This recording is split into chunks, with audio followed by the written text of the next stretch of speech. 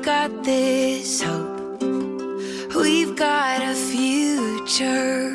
We've got the power of the resurrection living within. We've got this hope. We've got a promise that we are held up and protected in the palm of his hand. And even when our hearts are breaking, even when our souls are shaking, we've got this hope. Even when the tears are falling, even when the night is calling, we've got this hope. Welcome to the table. I'm glad to be back. I was here last week, I guess, for the video you saw, but we recorded that before, but I've been away for a couple of weeks. Had a good trip, though. I had a wonderful trip. He was in Israel. I went to the Holy Lands, I toured around, I've got plenty to share, and I promise I'll share it with you. We'll get to that. But before then, I wanted to have a conversation about needs. So this is Pastor Ray, I'm Pastor Stefan, we're Welcome, at folks. Front Street, and I'll tell you, the question is, Ray, what do you in life need? And I'll answer a little bit for me. Obviously, I need food. Yep. Most mornings I need good coffee. And for the last couple of weeks, I have needed my people at Front Street. Absolutely. So just a little bit of Particularly your into family. me for my family, absolutely, for traveling around. But also, my grandmother passed away a few weeks ago. And I have to stop and say a thank you to all of my family at Front Street that just overwhelmed and inundated me with cards and emails and voicemails on my phone of condolences and love and prayers. I need that. Mm-hmm. I needed it, and I'm so thankful for all of you. So that's one need for me. What's something that you need? Need those things you said. I think probably what I need more than anything is here on planet Earth are people. You know, I feed off people. That's just my thing. I just love people, you know, and I don't know what I'd do if I didn't have community and people. I don't know how I would function. Me neither. Because it's just it's wired in me somehow. I can't explain it, you know, but it is. It's what I am. So we'll start right at the beginning to say we need you in more ways than one, which is to like and comment and share this video for others to see and be a part of. if it means something to you. Yeah. So we're at the backside of Ash Wednesday. Mm-hmm. It's potent and powerful, yet sometimes, Stefan, I can feel it as something that's, what is the word? Sad, lonely, kind of rapping me on the knuckles a little bit. Yes. But as we've talked about it, that may be the way we experience at times, but it really can be much, much more than that. We hope so. I mean, that's the intent of Ash Wednesday, is that it opens us up to the more that's being offered afterwards. We have to stop at the difficulty of Ash Wednesday, which is facing our mortality. Oh, yeah. I don't like thinking about that. And that's the sad part that's coming in. Yeah, I don't like that part. So but it is reality. Ash Wednesday service, if you've not been to one, the typical happening is that at some point in the service, the pastor will have people line up and come down to the center aisle, put some ashes on their thumb, and put the shape of a cross on your forehead or on the backside of your palm. Mm-hmm. And we say, and each time we press those ashes onto someone's skin, from ashes you came, to ashes you shall return. Yeah, that's not real exciting. That's the sad part. Not many people come up with a smile to receive them. No. It's pretty dour. That's right. You know, and quiet. Yeah. We as people, as children of God, are always, constantly, from the beginning all the way to the end of our life, are in need. Yeah. And often there's a much deeper need than we're even aware of. Oh, I'm not even sure if we knew how needy we were, I'm not sure that my brain could handle it. Right. And I think perhaps that's the reason God, in God's wisdom, relates that to me slowly. Mm-hmm. Because I just couldn't handle it all. But my need, I mean, some of us, we don't, you know, I think in our culture, part of the reason that some are agnostic or don't believe in God, maybe people watching us, is because we don't understand we have a need. We Yeah. have finances, we have a good job, we have a great family, we Right. have food on the table, we have a nice home, we have, an apartment so why do I need God? We have our physical attentions of need that we're pretty aware of hunger, of thirst, of wanting safety and security. But we've got deeper needs that we don't always pay attention to or that don't make sense when we feel them. The needs of love, of care, of support, of help, Of giving. of Of giving love. and of forgiveness. And of forgiveness. And so those things, I think, are the things that we get so, our culture and our world and ourselves are so materialistic and secular. Yeah. And we think then we're good. But there's a deeper side to who we are Yeah. than those needs. Yeah. And I think in our culture, in our society, in our world, well, if I just get bigger of those, the better it'll be. If whatever is bigger or grander, if I get more, then that means I'll be better. But that is just here. You're not looking behind the curtain at us. Right. You're just seeing the facade of what is, and there's so much more if we could just understand the more. Yeah. That it's not sacrifice. And if this is as confusing as it is for me and you as it is for anyone else listening, it was confusing for people through Jesus' time as well. I'm thinking of Jesus as he meets a woman by the well and has a conversation about living water. She's out to collect water for herself and maybe a few other people, and they needed water for life. Yeah. And Jesus begins to tell her about a water that would quench her thirst and she'd never be thirsty again. For eternity. Right. And she's thinking, that sounds great. Where is that? Yeah. Which well do I go to? Yeah, you're going to inject something here, it's going to stay there surgically that I never have to drink again. Yeah. Yeah. And so he uses this language of living water, and he tries to relate it in such a way that we as humans can understand it, and we can in some small sense that there's a spiritual nourishment that we get, and yet still it's more than that. It's greater than that. Yeah. What she realized, he saw under her was, you have been searching for love, really. Yeah. And acceptance. Yeah. And that's the thirst that I can quench in you, that Yes. this isn't going to do. And that's what we're talking about. Yeah. This need that we have, or that we think that we're trying to fix, of more or doing better or whatever it is that we're driven to do, there's something deeper, Yeah. something wider, something broader, something eternal, something that transforms us. Yes. So the reminder at the end of Ash Wednesday, and part of our blessing that we sent people off with, was, okay, you faced your mortality, but now go forth in the strength of God Almighty, who is watching over you in all places that you go. It is that you are left with nothing but the ashes that you came with, and yet you are sent with the strength of God. There is in that a promise and an excitement that God is pouring out on top of all of these needs that we don't know, the more that we have yet to see. Oftentimes we don't know what we need. Like we're not even aware. Not even aware of it. Not even aware of what we need, what we're missing. It's kind of like the place that we're in right now. Well, it looks like you're bringing me out to the woods As on a pathway, a greenway walking in the through- woods. We're walking through part of the nature area of the Durham Museum of Life and Science. Doesn't look like a museum to me. If you've never been here before, it's a lot of fun. My kids love it. There's so much to see.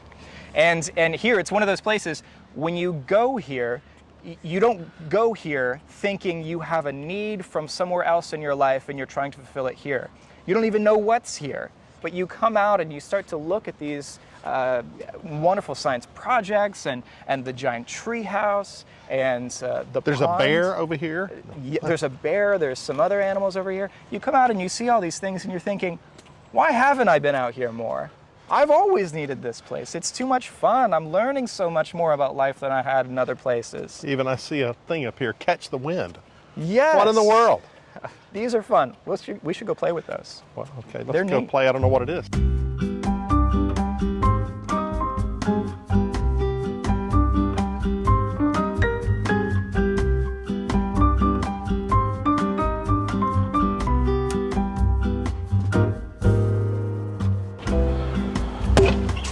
Oh,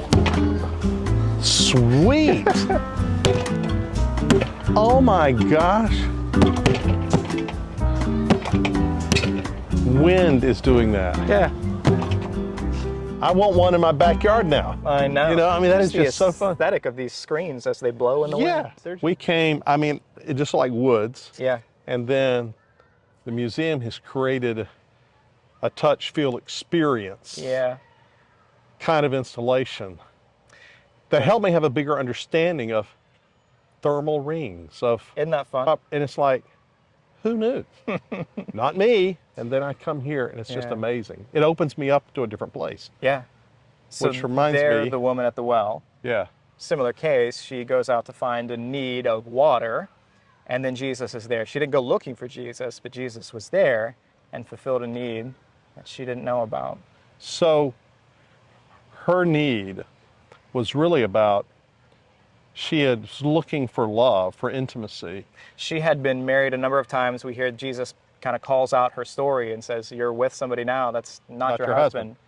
She's And looking she's kind for of blown away with that, but Right. and so, but that opens her up Yeah. and helps her begin to see, kind of like Ash Wednesday should serve, the greater, broader need. You don't just need water, you need life itself. Right. And she was looking for that life in love, kind of Yeah. a sarx kind of love, a physical love, feeding that intimacy. Yeah. But Jesus would say, whoa, no. You know, that's a pacifier Ugh. momentarily. Now, here's the extra cool thing about that story is, in just kind of playing with the understanding of what was happening, she is going out in the middle of the day when it's incredibly hot. She is apart from all the other women who would have Who'd been gone there in the early morning. in the morning to get their water when it was cool. Yeah. She had been distanced from her community for so long. Ostracized. But by the end of that story, as she is gifted with this fulfillment of need from Jesus, she leaves with so much excitement that she goes and tells everybody. She in runs to the town. village and they come out. Yeah. This woman who's been ostracized runs to them Yes. to tell this story. The man, he knew everything about me Yeah. and gives me life. That's really, that is the hope of Ash Wednesday. It's not the death. Yeah. It's to remind us who we are. Yeah. Remind us that this earthly world in which we live can be, in a way, a Narnia, a place where God can be with you. Right. But it is also not your final place. Right. You have eternalness. And God offers us, which is a reminder to Lent, something more in Yeah. our secular language. But as we were talking earlier, really what Christ is offering is the very life itself, Yeah. which we can't even fathom and dream how great it can be. Giving up chocolates isn't really hitting the mark. We're being asked for a lot more of ourselves in this process, and so we're going to spend some time diving into it. Today, the hope is that we can understand as a people, as Christians, that we are in deep need. And that is scary. Yes. Just like But death it's is also scary. a gift. It's also a gift. Yeah, and the more that we can be aware of that need, the more that we can find those places where God is already pouring out blessings upon us over the needs that we don't know, the more we can attach ourselves to the goodness that is God in all places. You know, it reminds me of thinking that it's almost like cleaning out of my closet. If I Yeah. clean it out, I get more stuff there. Yes. I can get better stuff there. Yeah. All the junk I can clear out of there so I can have the stuff I really Yeah. need, desire, that brings me joy into that place. Yes. And that's what God wants to do in our life. It's like, you got a lot of junk in there. And you can have more life Yes. if you let me into more of those places. All right, so that's a good invitation to a description for Lent. We're cleaning closets, we're cleaning house a little bit. So come back next week while we clean out a little bit more and hopefully put some other good stuff in. Hope so. Thanks for joining us at the table. We'll see you next week.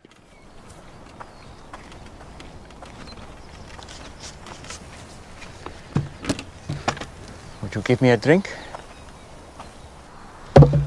Aren't I unclean to you? Won't you be defiled by this vessel?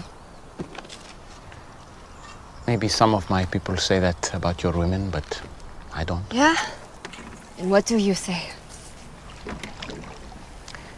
I say if you knew who I am, you'd be asking me for a drink. Really? And I would give you living water.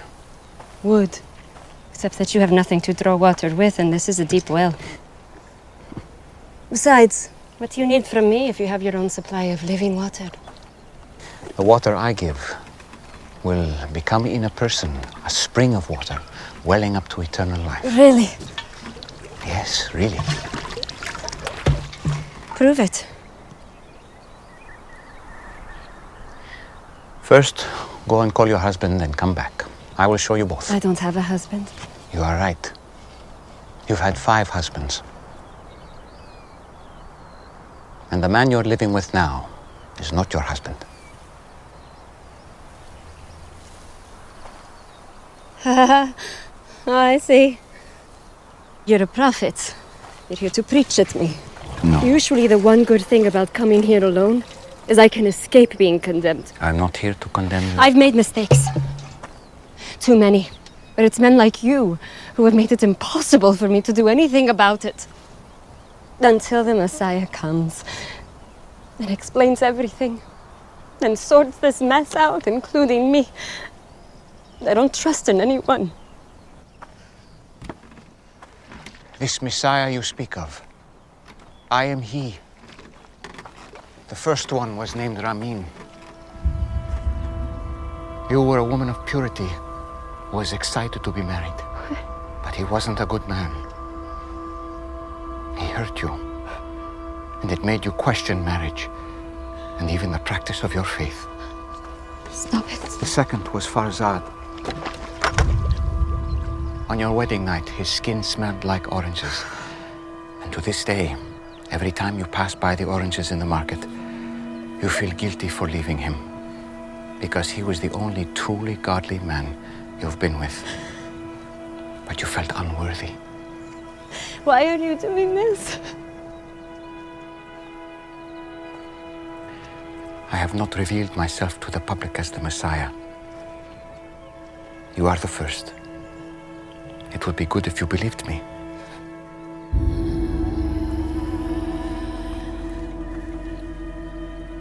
You picked the wrong person. I came to Samaria just to meet you. Do you think it's an accident that I'm here in the middle of the day?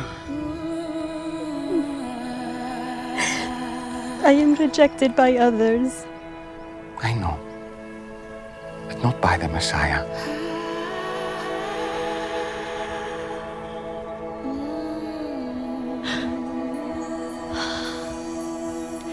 And you know these things because you are the Christ.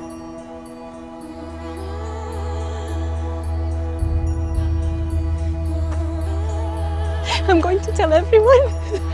I was counting on it. Spirit and truth. Spirit and truth. It won't be all about mountains or temples. Soon, just the heart. You promise. I promise. This man told me everything I've done. Oh, he must be the Christ!